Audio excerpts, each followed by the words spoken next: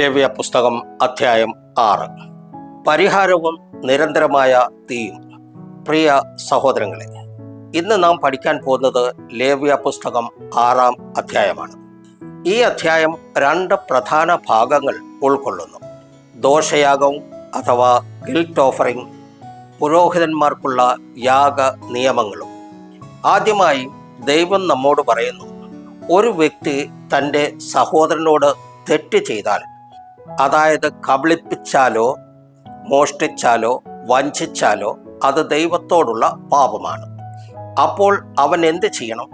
തെറ്റ് ചെയ്ത് തിരിച്ച് നൽകണം. കൂടാതെ അതിന് 5-ൽ 1 ഭാഗം, അതായത് 20% അധികം ചേർക്കണം. അതിനുശേഷം ദൈവത്തിന് ഒരു ദോഷയാഗം അർപ്പിക്കണം.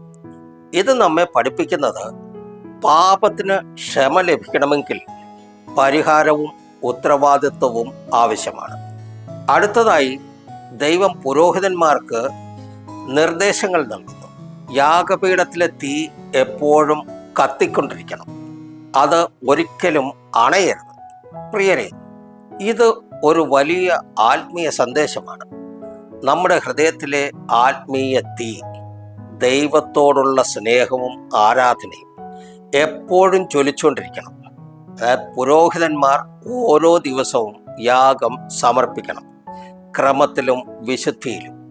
ഇത് നമ്മെ പഠിപ്പിക്കുന്നത്, ദൈവസേവനം ഒരു തുടർച്ചയായ സമർപ്പണമാണ്, ഒരിക്കൽ മാത്രം ചെയ്യുന്ന കാര്യമല്ല. പുതിയ നിയമത്തിൽ ഈ തീ പരിശുദ്ധാത്മാവിൻ്റെ ജ്വാലയെ ഓർമ്മിപ്പിക്കുന്നു. 1 തെസ്സലോനിക്കർ 5:19 പറയുന്നു, ആത്മാവിനെ അണച്ചു കളയരുത്. നമുക്ക് പ്രാർത്ഥിക്കാം. ദൈവമേ, ഞങ്ങളുടെ ഹൃദയത്തിൽ നിന്റെ സ്നേഹത്തിൻ്റെ തീ എപ്പോഴും ജ്വലിക്കട്ടെ. ഞങ്ങളുടെ ജീവിതം വിശുദ്ധമായ സമർപ്പണമായി മാറട്ടെ. ദൈവം നിങ്ങളെ ധാരാളമായി അനുഗ്രഹിക്കട്ടെ.